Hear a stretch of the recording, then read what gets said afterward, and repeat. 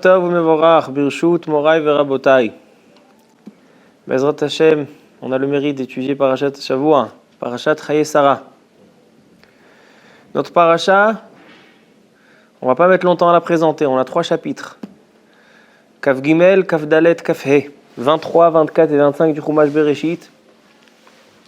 Et Bezrat Hashem, on va tirer un Yesod magnifique. Premier chapitre de la parasha, Vayu Chaye Sarah. La vie de Sarah vient à sa fin. 127 ans de tzidkout, de Kedusha. Elle décède, Avraham Avinu va venir lui faire un espède pour vouloir l'enterrer et il va acheter un lieu qui sera disputé à tout jamais. Me'arat HaMachpelah, à Hebron, Kiryat Arba. L'endroit où nos patriarches ont été enterrés et jusqu'à aujourd'hui un conflit. Vraiment, c'est pas possible que depuis la nuit des temps, c'est-à-dire depuis que Avraham Avinu il a acheté cette Me'arat HaMachpelah, on va voir que cette Me'arat HaMachpelah elle est encore depuis la création du monde, parce que Adam et Chava sont enterrés à Me'arat HaMachpelah aussi, on va voir tout à l'heure. C'est-à-dire que depuis la création du monde, Me'arat HaMachpelah c'est un lieu discuté jusqu'à la fin des temps. Parce que on va voir dans le Zohar Kadosh, Me'arat HaMachpelah c'est l'entrée du Gan Eden. Et Esav veut s'emparer de cette Me'arat HaMachpelah. Et le conflit avec Esav, il est jusqu'à la fin des temps. Ve'alu Moshi'im behar Tzion ishpot et har Esav. Alors donc, Avraham Avinu il vient acheter à Ephron Achiti Me'arat HaMachpelah et ils conviennent finalement, ils ont acheté. Avraham Avinu a acheté Arba Meot Shekel Kesef envers la Socher. Il a acheté la Me'arat HaMachpelah, il a enterré Sarah. Ça, c'est le premier chapitre, Perek Kaf Gimel. Deuxième chapitre, Perek Kaf Dalet.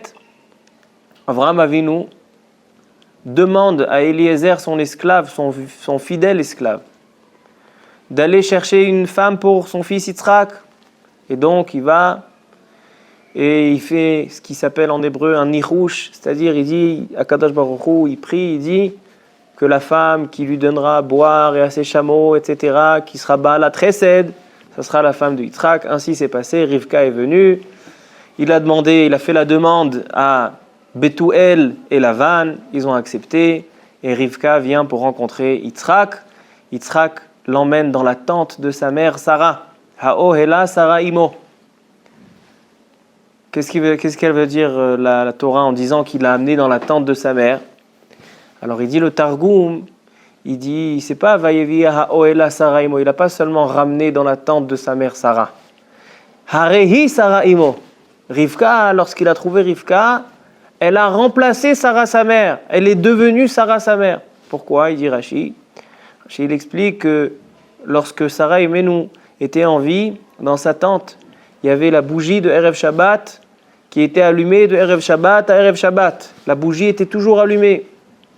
Ainsi, la chala, c'est-à-dire la pâte, pour faire Afrashat chala, il y avait toujours Beracha Ba'issa, toujours une bénédiction dans la Issa, et il y avait aussi la pureté de Sarah qui ramenait le Hanan.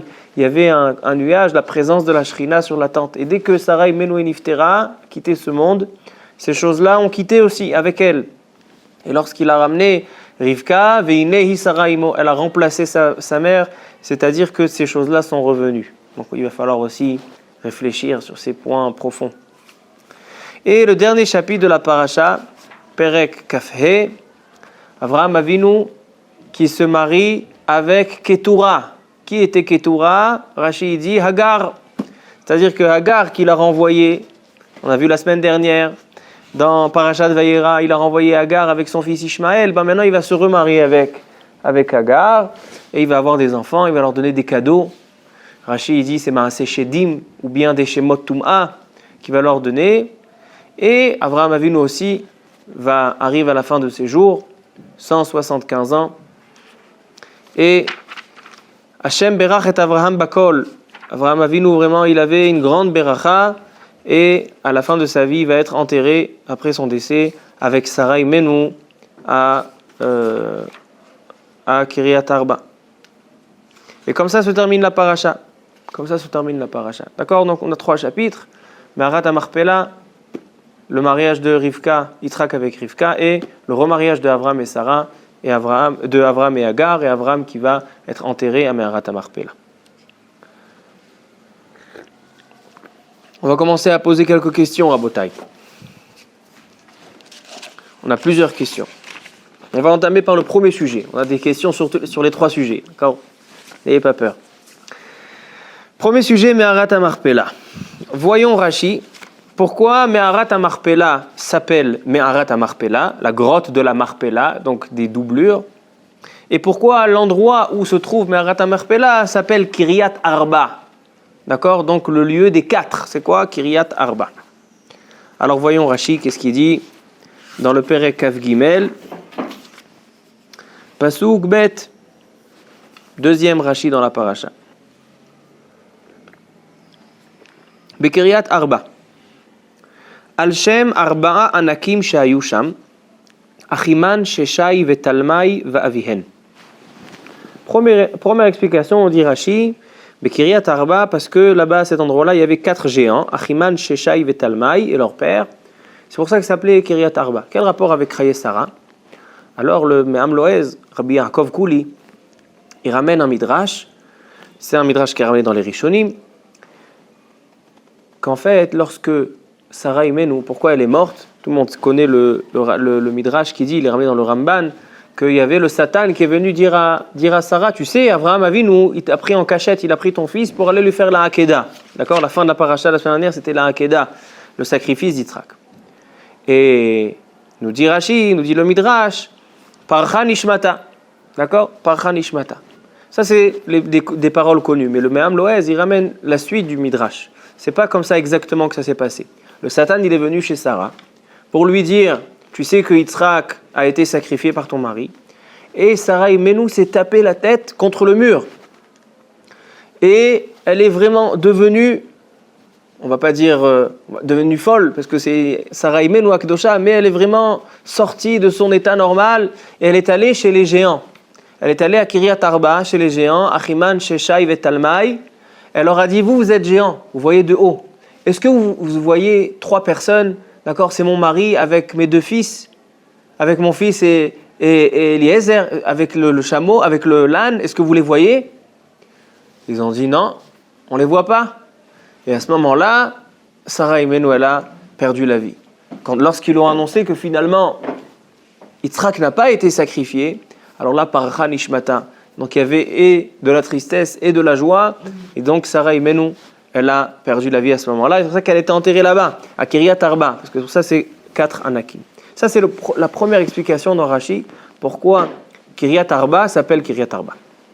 Deuxième explication, Davar Acher, Al-Shem Arba Zugot, Shenikberu Sham Ish Veishto. Pourquoi ça s'appelle Kiryat Arba? Parce qu'il y a 4 couples qui sont enterrés à Kiryat Arba. 4 couples. Qui sont ces 4 couples? Adam et Chava. D'accord, donc Adam et Chava, Adam Arishon, Avraham et Sarah, Yitzhak et Rivka, Yaakov et Léa. 4 couples qui sont enterrés à Me'arat HaMachpelah. Ainsi, par la suite, plus loin, Rashi dit sur le pasuk Veiten li et Me'arat HaMachpelah asher biktseh sadehu. Il dit Rashi, pourquoi ça s'appelle Marpella? Marpella, c'est quelque chose qui est doublé. Il dit là-bas Rashi, il ramène aussi le Ramban, que c'est doublé de couples. Il y a plusieurs couples, il y a 4 couples qui sont là-bas. Donc, et le mot Me'arat HaMachpelah et le mot Kiryat Arba, ils viennent nous enseigner qu'il y a 4 couples qui sont enterrés à cet endroit-là, cet endroit Kadosh à Hebron. Alors à Botaï, plusieurs questions. Quel rapport entre Adam et Chava, Avraham, Yitzhak et Yaakov et leurs femmes, pourquoi ils ont besoin d'être enterrés ensemble? Quel intérêt y a-t-il à être enterrés avec Adam et Chava, Avraham et Sarah? Pourquoi ensemble? À l'époque, là où la personne elle quittait ce monde, là où la personne elle mourait, alors on l'enterrait là-bas. Non, il y a un endroit. Aujourd'hui, ce qu'on fait aujourd'hui, les cimetières, les bêtes à kvarot, parce que on ne va pas enterrer les gens dans la ville. Donc on a désigner un endroit. Mais à l'époque, c'était pas comme ça. À l'époque, quand vous allez dans le nord d'Eretz Israël, il y a des kvarim de partout. Il y a des tombes de partout. Mais là, non. Là, il y a un cimetière des Avot HaKadoshim. Il y a une Mehara, une grotte, où tous les Avot HaKadoshim sont enterrés ensemble avec Adam et Chava. Quel rapport? Non seulement ça, c'est qu'Avraham Avinu, il a vraiment fait des efforts pour acheter cette Mehara. D'accord? À cette époque-là, il n'y avait pas beaucoup de personnes sur Terre. D'accord? Donc, c'est pas comme aujourd'hui, tu veux acheter un 30 mètres carrés, ça te coûte je sais pas quoi. À l'époque, il y avait de la place. Donc, Avraham Avinu, il va s'entêter à aller acheter Meharat HaMarpela de Ephron Achiti. Il va marchander avec Ephron. Vends-moi. Non, je ne veux pas vendre. Oui, je te le donne gratuitement. Non, je veux payer. Va 30 mètres à côté. Tu creuses une belle tombe. Tu fais même un beau tsioun. Comme ça, pendant les loulottes, les gens ils vont venir. Pourquoi Avraham Avinu? Qu'est-ce qu'il y a de spécial dans Meharat HaMarpela?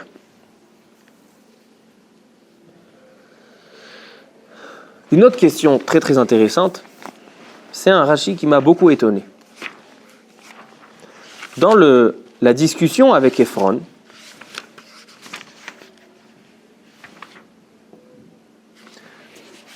regardez Rashi dans le pasuk d'Alet. D'accord? Donc 2 Rashi plus tard.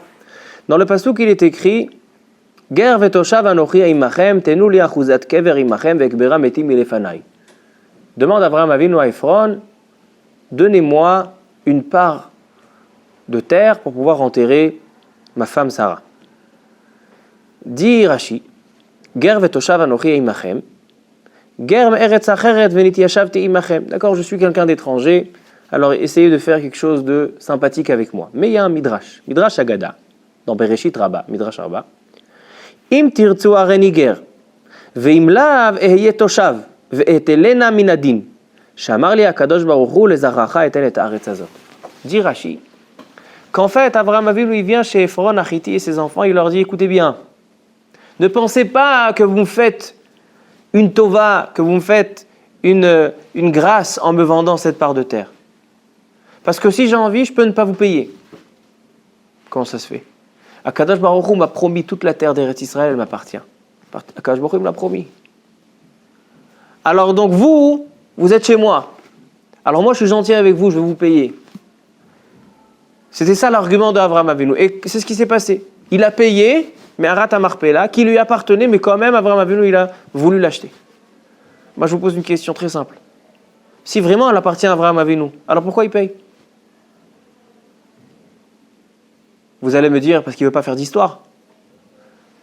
Mais il y a une Gemara qui dit que tzadikim, chaviv alehem mamonam, yoter migufam. Les tzadikim font attention à leurs biens, à leurs affaires, plus que leur corps. Et la preuve, elle est de Yaakov Avinu. Yaakov Avinu, il a risqué sa vie pour aller chercher des petites fioles. Chazar al-Pachim Ktanim. Il a retraversé la rivière. Et quoi? Chaviv alehem mamonam yoter migufam. Alors donc ici, pourquoi Avraham Avinu leur distribue arba? C'est pas des petites fioles. D'accord? Il leur a donné une somme astronomique. Donc la question elle est, si vraiment Avraham Avinu il leur a dit cet argument, ve'etelena minadin, je vais la prendre, je suis autorisé, j'ai tous les droits de prendre sans votre permission, sans vous payer, puisque c'est une terre qui m'a été promise, y compris cette Meharat HaMarpela, donc pourquoi Avraham Avinu il dépense de l'argent? C'est à lui. D'accord? Ça c'est la 3e question. 4e question. Regardez dans le Rashi, plus loin, dans le pasuk Yud Zayin, Aliyat Sheni, Baruch Haba. Le pasuk il dit, Vayakom sede Ephron asher b'marpela, asher lifne mamre, asade vehamehara asher bo, vechol haetz asher basade, asher bechol gevulo saviv. Donc, suite à la transaction de la Meharat HaMarpela, nous dit la Torah, Vayakom sede Ephron. Sédé Ephron s'est levé, c'est-à-dire que maintenant elle appartient à qui? Avraham Avinu. Rashi nous pose la question, qu'est-ce que ça veut dire que le Sédé Ephron, donc le jardin de Ephron, il s'est levé, va Yakom. Il dit Rashi, Tekuma haitalo. Tekuma haitalo, c'est-à-dire qu'il était bas, et maintenant on l'a relevé. Sheyatsa miyad ediot leyad melech. Parce qu'avant, cette terre, elle appartenait à Ephron Achiti. Ephron Achiti qui était rachat, Oved Avodah Zara. Et lorsque Avraham Avinu, il vient, il achète Me'arat HaMachpelah, maintenant elle lui appartient, donc elle se lève. Va Yakom Sédé Ephron. Ça aussi, c'est quelque chose qu'il faut comprendre. Qu'est-ce que ça veut dire que la terre, elle s'est levée? La terre, elle était triste et maintenant elle est contente. Qu'est-ce que ça veut dire? Va Yakom Sédé Ephron.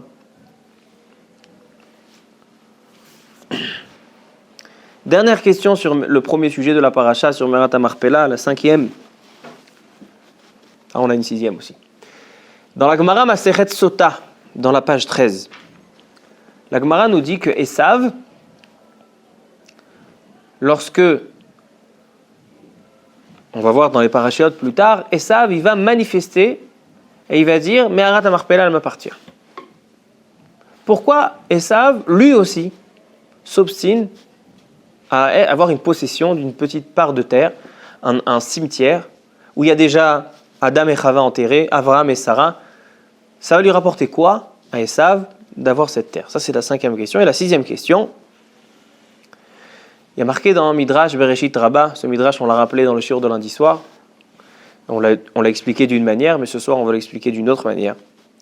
Le Midrash, il dit Kama diotot nishtapechu Vekama kulmusin nishtaberu Lama neemar eser pe'amim benechet.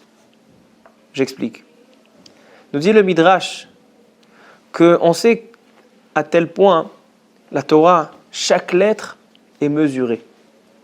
Chaque lettre est nécessaire. Chaque mot, il est écrit avec grande ponctualité. Il n'y a pas de lettres ou de mots en plus dans la Torah. Donc comment se fait-il que dans cette paracha, on peut compter? Ephron, il était de Benechet, les enfants de Chet. Il y a marqué 10 fois Benechet. Chet.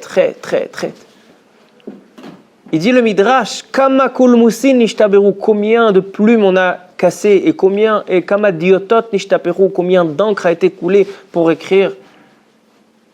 C'est pas que vraiment il y a besoin de tellement d'encre, mais ça vient dire que c'est trop. Pourquoi il y a marqué tant de fois Benechet? Répond le Midrash. Midrash Rabbah. Il dit le Lamedra. Ça vient t'apprendre. Shekol hamevarer mikro shel tzadik keilu kiyem aseret adibrot.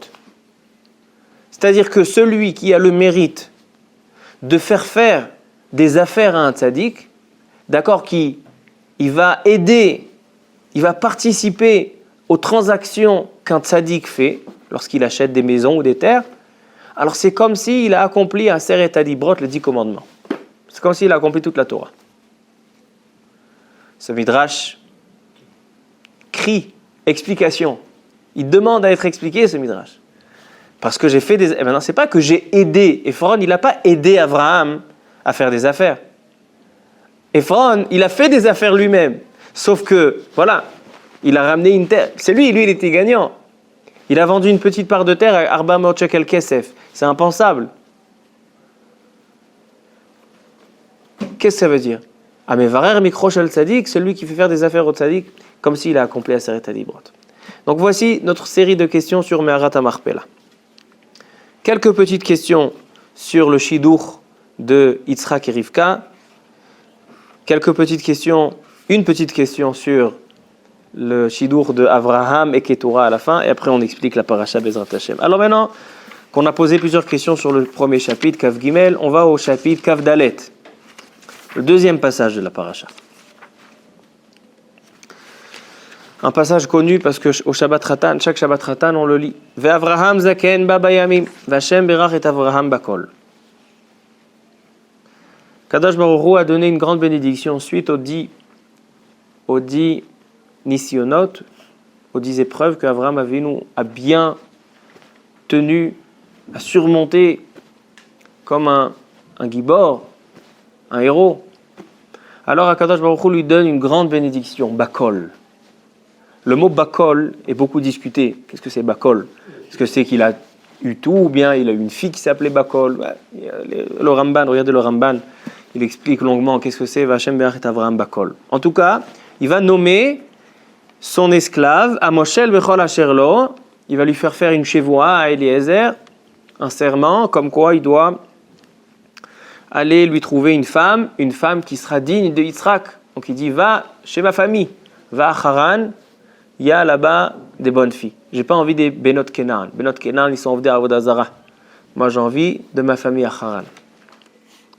Maintenant, lorsque, on va tourner quelques pages, je vais vous dire le Pasuk, Perek Avdelet, Pasuk Kafbet. Lorsque Eliezer, d'accord, Kafdalet, Pasuk Kafbet. Lorsque Eliezer y trouve Rivka, et toutes les conditions qu'il a mis en place, il les a trouvées les conditions. Il a dit Baruch Hashem, quel siyata dishmaya, quel bonheur, j'ai trouvé le shidur de Yitzhak Avinu Akadosh. Qu'est-ce qu'il fait? Vayhi kasher kilu agemalim lishtot, lorsqu'ils ont terminé de boire. Vayikach haish nezem zahav, il prend un diamant d'or. Beka mishkalo, du poids de Beka, c'est une mesure de poids. Ushnetz midim, 2 bracelets aliadeha, sur ses mains. Asara zahav mishkalam, de poids de 10 mesures d'or. Asara zahav mishkalam. Donc en fait, qu'est-ce qu'elle a reçu? Elle a reçu quelques bijoux. Le premier, c'est un diamant de Beka et 2 bracelets Asara zahav. Nous dit Rashi, Pasuk Kafbet. Il dit Rashi, Beka, remez le shikle Israël, Beka la gulgolet. La mesure de Beka, le poids, c'est le poids que Am Israël, plus tard dans le Chumash Shemot, on va voir que lorsqu'on va contribuer à la construction du Mishkan, il va y avoir une contribution d'argent et on va devoir donner Machatzit HaShekel. Machatzit HaShekel, le poids de Machatzit HaShekel, c'est aussi Beka. Le même poids du diamant qui a été donné à Rivka. Donc c'est un remez. Ushnet Semidim et 2 bracelets, remez, lishne luchot metzumadot. C'est un indice, c'est un rappel aux les 2 bracelets, c'est les 2 tables de la loi.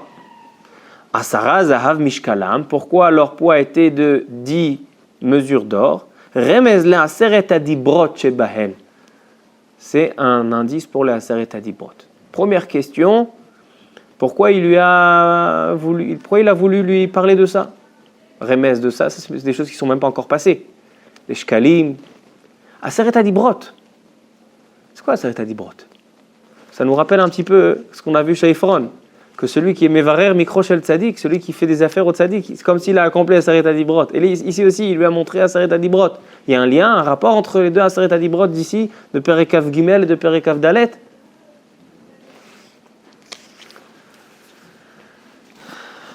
Ensuite, il y a un autre Rashi intéressant dans le Pasuk Membet. Marqué dans le Pasuk, Va'avo hayom el ha'ain, va'omar Hashem Elokei Adoni Avraham, im yeshchana matzliach darki, asher anochi olech alea.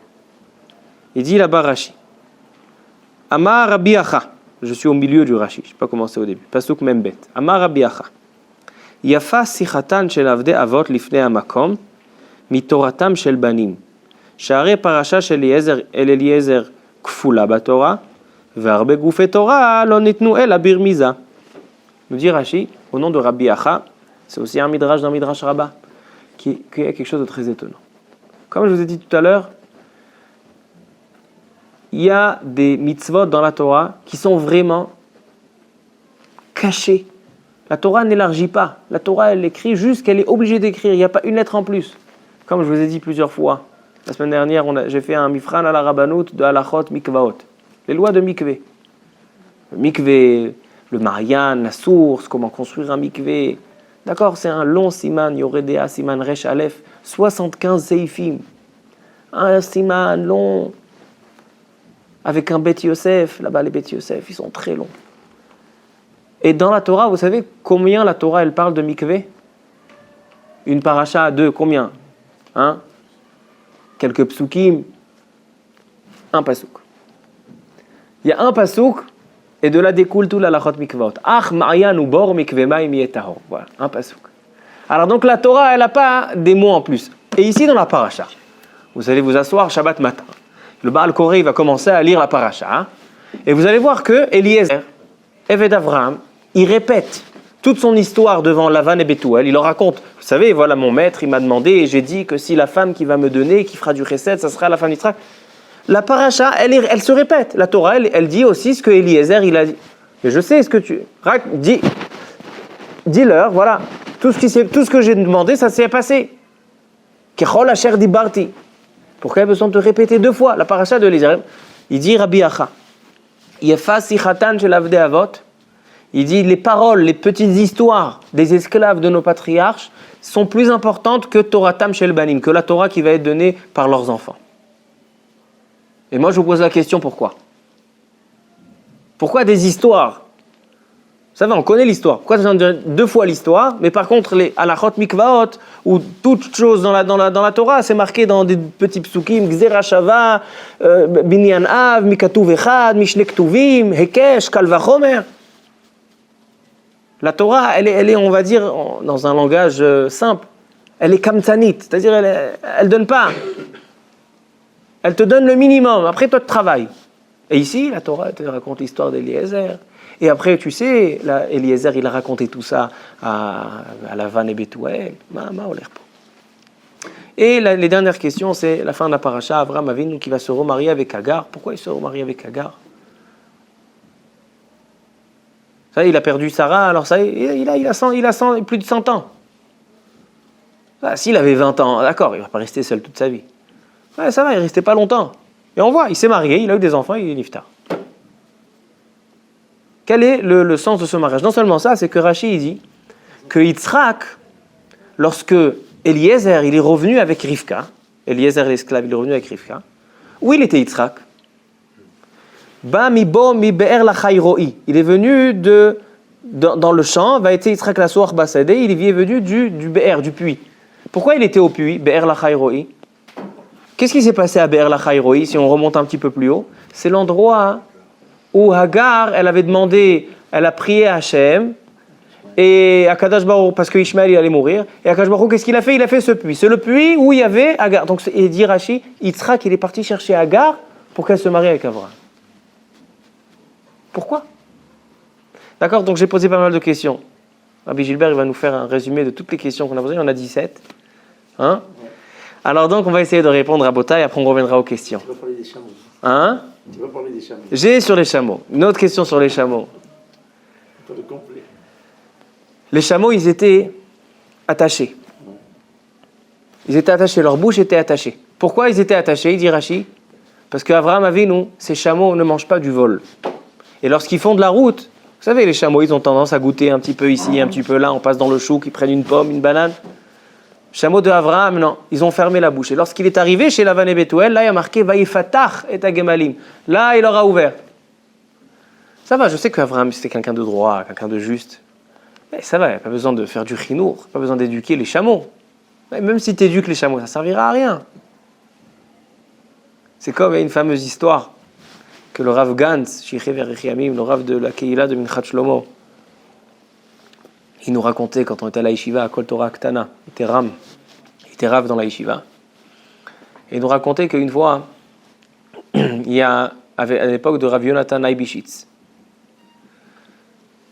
Rav Yonatan Aibishitz, il était invité chez un grand roi, chez le sultan, chez le gouverneur de l'époque. Et il a dit, le roi Rabbi Yonatan Aibishitz, qui était assis dans le festin, il lui a dit, vous pensez, vous les juifs, que voilà, vous avez la Torah, vous vous comportez d'une certaine manière. Ça sert à quoi? Même une souris, moi je peux lui faire ce que je veux, je peux lui apprendre Et il a dit, faites rentrer les serveurs. D'un coup, les portes s'ouvrent, il y avait un grand festin. Les portes des cuisines s'ouvrent. Et les serveurs, ils sortent. Les serveurs, c'est des souris. Les souris, tous en smoking, nœuds papillons, bien coiffés, avec des plateaux. Et des souris viennent, ils rentrent, ils viennent, machin, hyper propre. Et Rav Yonatan Leibishitz, il dit, il a fait, kol hakavod, mamash. Qu'est-ce qu'il fait Rav Yonatan Leibishitz? Il sort de sa poche, il ouvre une petite boîte, il y avait un petit morceau de fromage dedans. Dès que les souris ont senti le fromage, il n'y avait plus de plateau, il n'y avait plus de costume, plus de smoking, rien du tout.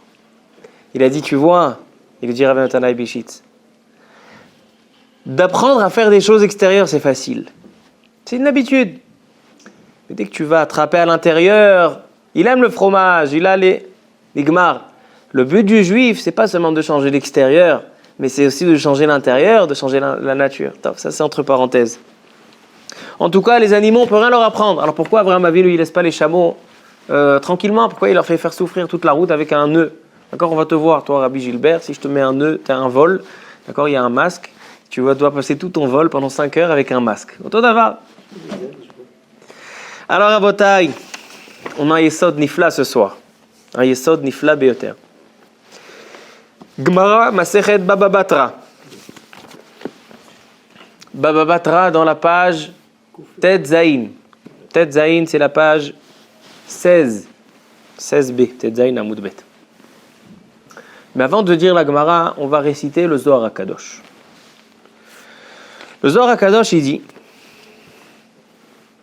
que Me'arat HaMarpela, d'accord, on a posé plusieurs questions sur Me'arat HaMarpela. Qu'est-ce qu'il y avait de spécial là-bas? Pourquoi on s'entête à aller chercher? Pourquoi il y a Adam et Chava, Avraham et Sarah, Yitzhak et Rivka? Ils en ont fait un cimetière des patriarches. Pourquoi?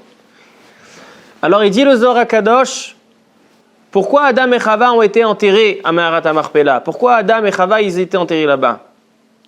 Il dit qu'en fait, lorsque Chava est décédé, Adam, il est allé creuser une tombe pour sa femme. Et lorsqu'il creuse, il sent une odeur du Gan Eden.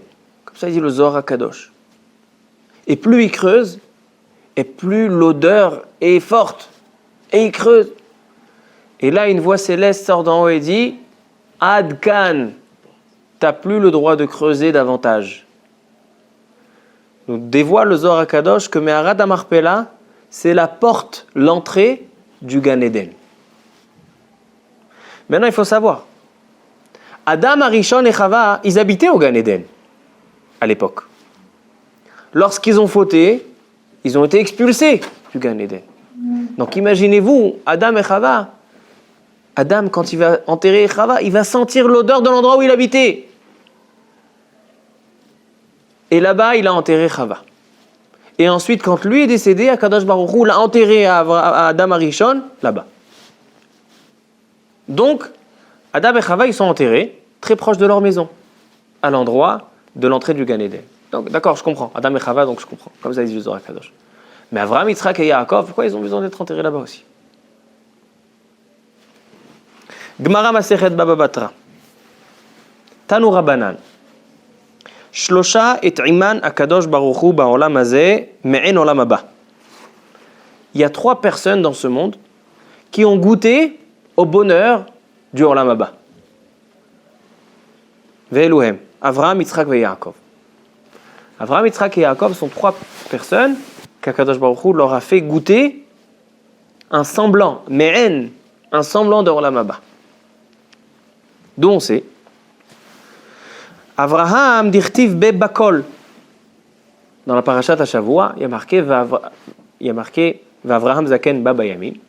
V'Hashem berach et Avraham bakol. Kadosh Baruch Hu l'a béni de tout.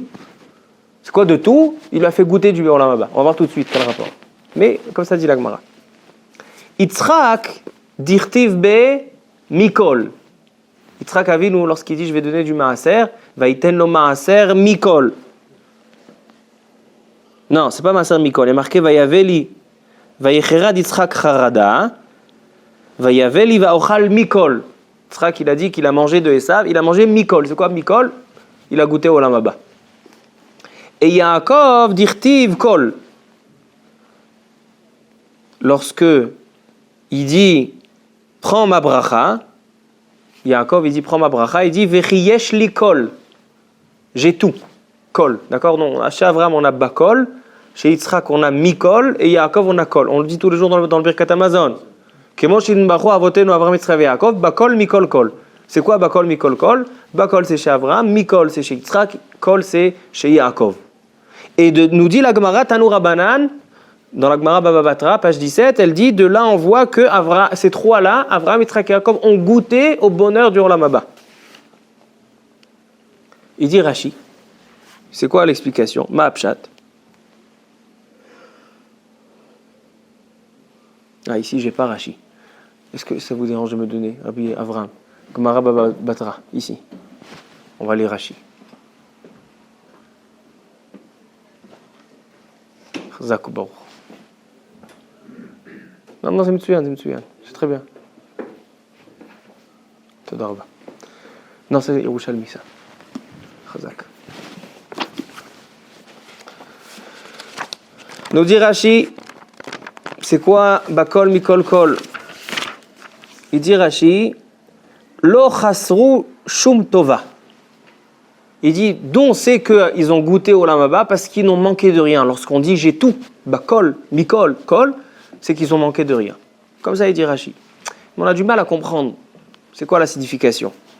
Alors, dans le En Yaakov, il y a le Pirouche Harif. Pirouche Harif, c'est le Rav Yoshiyahu Pinto, un ancien, pas d'aujourd'hui. Ifnei Dorot. Il a un commentaire sur le En Yaakov. Et lui, il dit, Shlosha et Taiman Akadosh Baruch Hu. C'est quoi bakol mikol kol? Yesh lefaresh al tzad haremez. Echan nirmaz olam haba bakol mikol kol. Où la Gemara elle a vu que quand il y a marqué c'est le mot kol, ça vient signifier le olam haba. Ve'efshar. Alors et donc il nous dit le Rif qu'il est écrit chez Adam Arishon Vaitzav alav lemor mikol etz agan achol tochel. Chez Adam Arishon il y a marqué mikol etz agan achol tochel. Quand Adam Arishon a été créé, il a été créé dans le Gan Eden. Qu'est-ce qu'il lui dit à Kadosh Baruch Hu? Mikol etz agan achol tochel. Tu as tout le bien.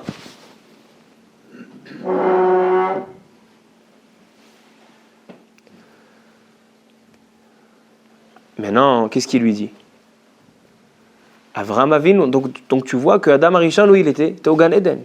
Il était au summum du bien. Et maintenant, lorsqu'on retrouve chez Avraham, Yitzhak et Yaakov, le mot kol veut dire que ils ont rectifié la faute de Adam Arishon. Est-ce que Adam Arishon profitait avant du Gan Eden, Me'en Olam Haba? Eux aussi, ils ont goûté au Me'en Olam Haba. Mais ça ne se termine pas là, Rabotai. La Gemara, elle continue. Tanu Rabbanan. Shisha lo shalat baem malach hamavet. Il y en a 6 que le malach hamavet, l'ange de la mort, n'a pas eu d'emprise sur eux. Eluhem, Avraham, Yitzhak, Yaakov, Moshe, Aaron ou Myriam. Avraham, Yitzhak, Yaakov, dirtiv behu, bakol, mikol, kol.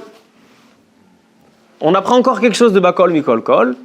C'est que lo shalat baem malach hamavet. Le malach hamavet n'avait pas d'emprise sur eux. Ils étaient vraiment déconnectés de l'ange de la mort. Il dit le Rif, il dit ve'odesh lidrosh.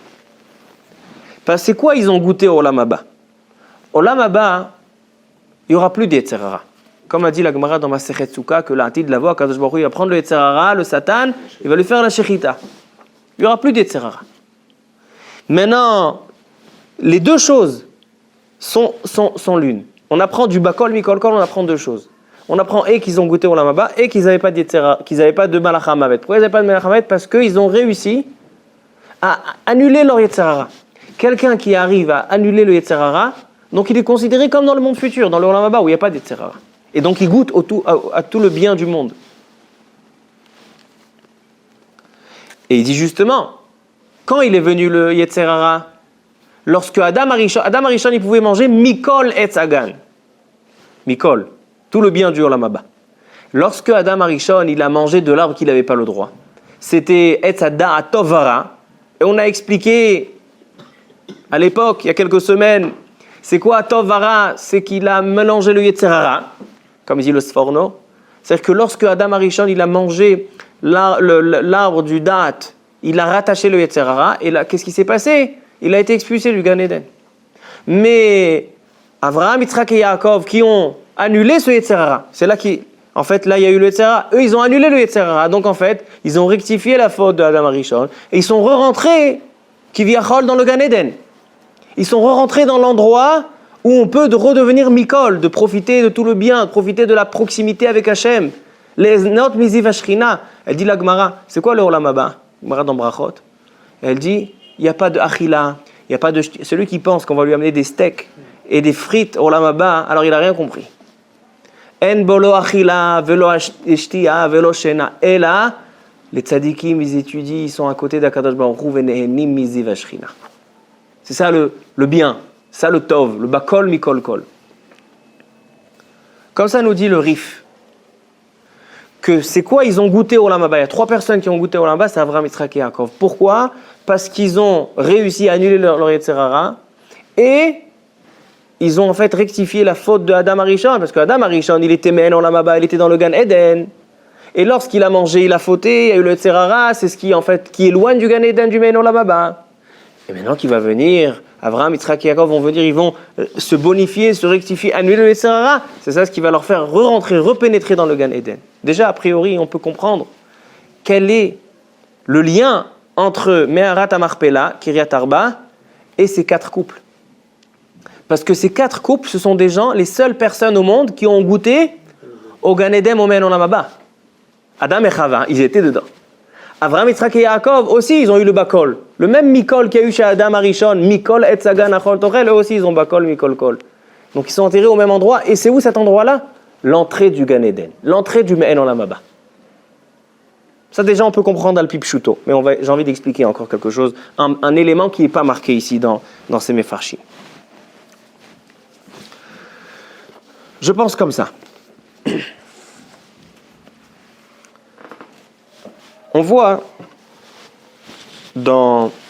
chez Yitzhak et Rivka, lorsque Yitzhak ramène Rivka dans la tente de sa mère, il l'a ramenée dans la tente de sa mère Sarah, dit le Targum, et elle est devenue comme sa mère Sarah. Parce qu'il y a la bougie, la chala, la pâte et la pureté, la kedusha, qui sont revenus. D'où viennent ces 3 choses? Comment ça se fait que la bougie de Sarah ne s'éteignait pas? Toute la semaine, il y avait la bougie de... Comment ça se fait qu'il y avait une bracha ba'issa, une bracha dans la pâte? Comment ça se fait qu'il y avait la kedusha, il y avait la shrina qui résidait suite à la tahara de Sarah? Comment ça se fait? Alors venons, on part à la source. Il y a 3 choses qui concernent spécialement les femmes. C'est quelque chose qu'on lit tous les vendredis soirs au Bet HaKnesset. Shlosha devarim. Non, c'est pas ça, Khadam Lomar Betor Beto. Mais il y a Nashim, les femmes, ils doivent faire attention à 3 choses. Zehirot banida, bachala ou badlakat haner.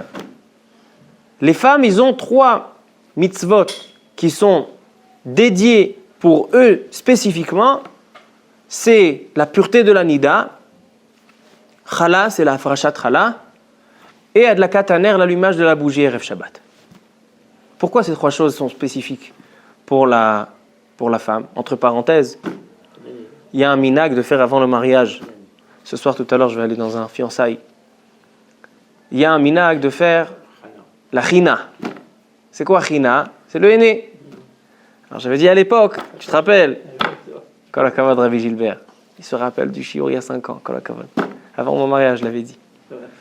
Alors, china, chet nun he, c'est les rachetevot, chala nida adlakat haner. Pourquoi on faisait cette fête dans la maison de la Kala? Pour lui enseigner ces 3 mitzvot.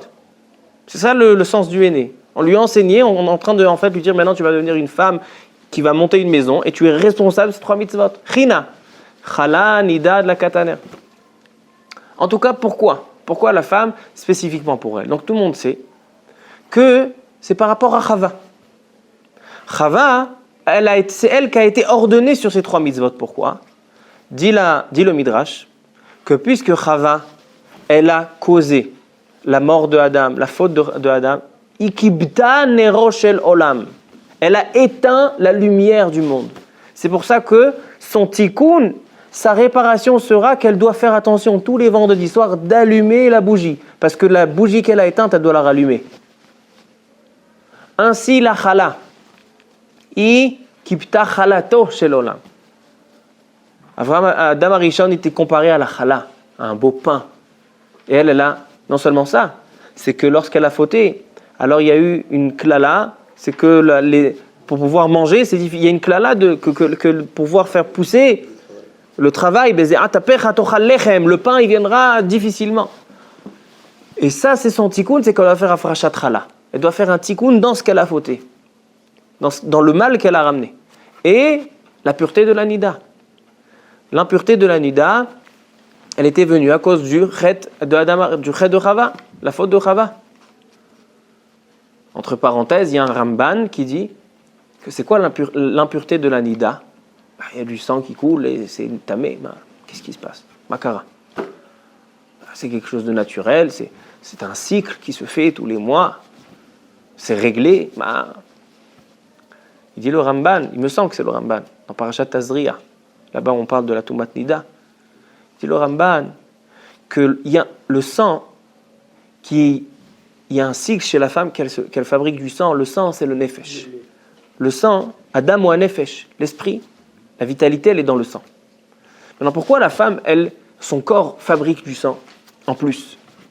Pour pouvoir amener une vie. Pour pouvoir amener une vie. Parce que 2 semaines après le cycle du sang, lorsqu'il commence à se fabriquer, il y a l'ovulation. L'ovulation, c'est elle qui va prendre ce sang, qui va fabriquer un bébé. Mais lorsque on rate l'ovulation, lorsque le bébé ne va pas se mettre en place, qu'est-ce qui va se passer avec ce sang? Il va se vider, sortir du corps et après ramener un autre cycle. C'est-à-dire qu'en fait, ce sang, c'est une vie qui n'est pas venue au monde. C'est un potentiel de vie qui pouvait venir au monde et qui n'est pas venu au monde. C'est pour ça qu'il y a une impureté. Parce que tous les chitzonim, tous les klipot, les malachim raïm, les mauvaises choses, leur énergie, elle est de ça. Leur énergie, leur puissance, elle est de quelque chose qui n'a pas pu venir. C'est pour ça que là, il y a une tumat nida. C'est-à-dire, c'est quelque chose qui est lié à une vie qui n'est pas venue, à la mort. Et c'est ce que Chava, elle a causé. Chava, elle s'appelait Em Kol Chai, et c'est elle qui a amené la mort dans le monde.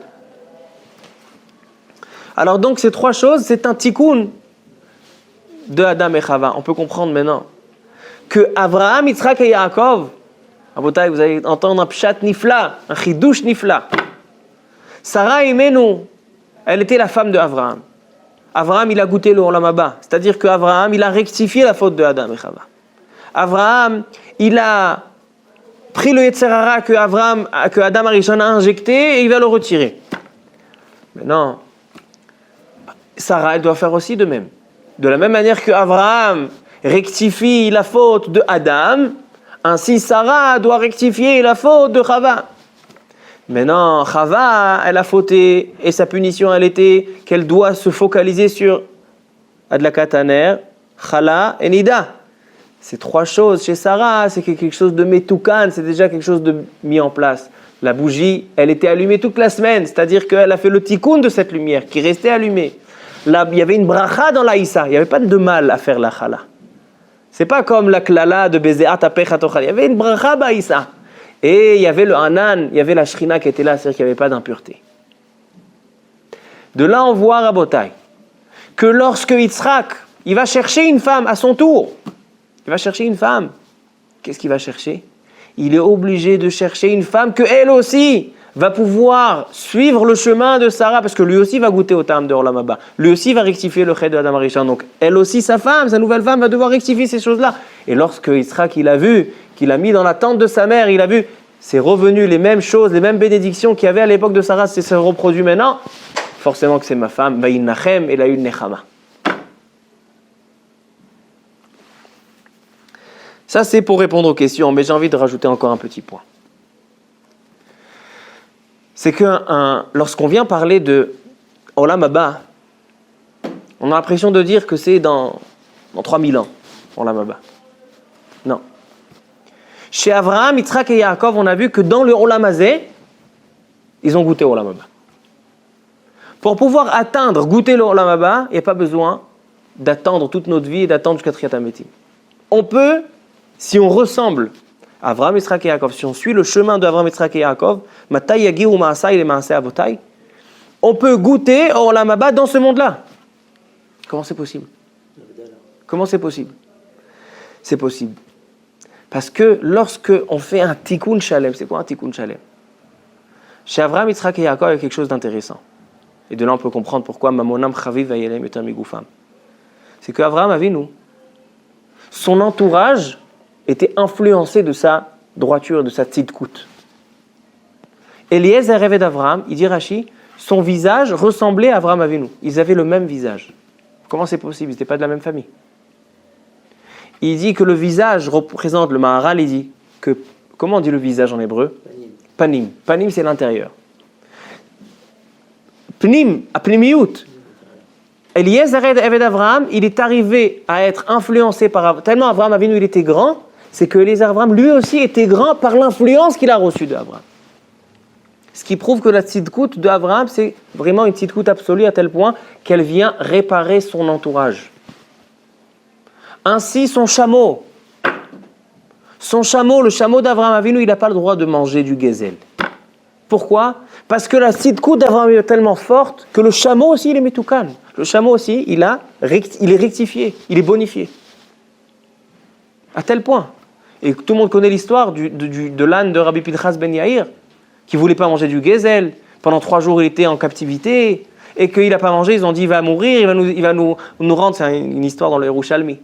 Et il va être masriach, et ça va pourrir dans la grotte. Ils l'ont laissé repartir. Et lorsqu'il est revenu, il a dit, un âne, que sans être attaché, il ne mange pas quelque chose qui n'en a pas fait le maaser. Qu'est-ce que ça veut dire ça? Ça veut dire que la tzidkout, elle est tellement grande que même la bria, la création autour de lui, elle a une influence. Et Rabotai, dans cette paracha, on voit encore une chose. C'est que lorsque Abraham Avinu, il vient acheter une terre, alors quand il a un lien avec la terre, alors même la terre, elle devient Metoukan, elle devient Kadosh. C'est pour ça qu'on donne une importance dans cette paracha. Regardez dans le Me'am Loez, quelle importance on donne à l'endroit de la Kvura des tzadikim. L'endroit que les tzadikim ils sont enterrés, c'est un endroit Kadosh. Pourquoi? Parce qu'un tzadik de la dimension de Avraham, Yitzhak et Yaakov, ou même la création qui est autour d'eux, que même tout ce qui existe dans le monde autour d'eux et devient Metoukan, à ce moment-là, qu'est-ce qui se passe? À ce moment-là, même la terre, elle devient. C'est pour ça qu'il dit Rashi que Vaya comme Sede Ephron, Tekuma Italo. Il y a eu, la terre, elle appartenait à Ephron, et maintenant qu'elle appartient à Avraham Avinu, la tzidkout d'Avraham Avinu, elle élève toute la création à une dimension élevée. Toute la création a une dimension élevée. Selon ça, on peut répondre aussi et comprendre pourquoi Avraham Avinu s'obstine à aller payer et acheter la Me'arat HaMarpela. Il dit à Avraham Avinu, ça m'appartient, Akadosh Baruch Hu me l'a promise. Si j'ai envie, il dit à Ephron, je peux la prendre gratuit. Alors pourquoi il paye? Pourquoi il perd de l'argent? Parce que vous savez, l'argent il s'appelle damim, le sang. Pourquoi l'argent il s'appelle le sang? Parce qu'un homme qui a tellement investi pour avoir de l'argent, il a donné toutes ses forces et tout son esprit et toute sa vie, il a donné pour son argent. C'est-à-dire que l'argent, il représente son sang. Et lorsqu'un homme, il paye avec son argent, il est en train de payer avec son sang. Pourquoi Avraham Avinu, il a voulu payer? Il n'était pas obligé de payer. Il a payé parce qu'il voulait se rattacher à cette terre afin d'élever cette terre. Il voulait payer de son sang, il voulait se rattacher avec cette terre pour pouvoir l'élever. C'est ça le sens de Me'en Olam Haba. Qui peut arriver à goûter Olam Haba dans ce monde-là? Celui que sa tzidkout, elle est à tel point que son entourage, la création et la terre où il se trouve, ça devient kadosh. C'est pour ça que le kever du tzaddik, même le kever, le corps du tzaddik, selon le Zohar HaKadosh, le corps du tzaddik, il n'est pas métamé, il ne rend pas impur. Pourquoi? Parce qu'il a tout rendu, il a rendu toute la création, tout ce qui est autour de lui, même le lieu, même la terre, ça s'est élevé. Alors de là, maintenant, on va venir à essayer de répondre à toutes les questions. On a posé la question, les premières questions qu'on a demandées sur Me'arat HaMarpela. Pourquoi quel rapport entre ces 4 couples, Adam et Chava, Avram, Yitzhak et Yaakov? On a répondu que c'est les 4 personnes qui ont goûté au Olam Haba.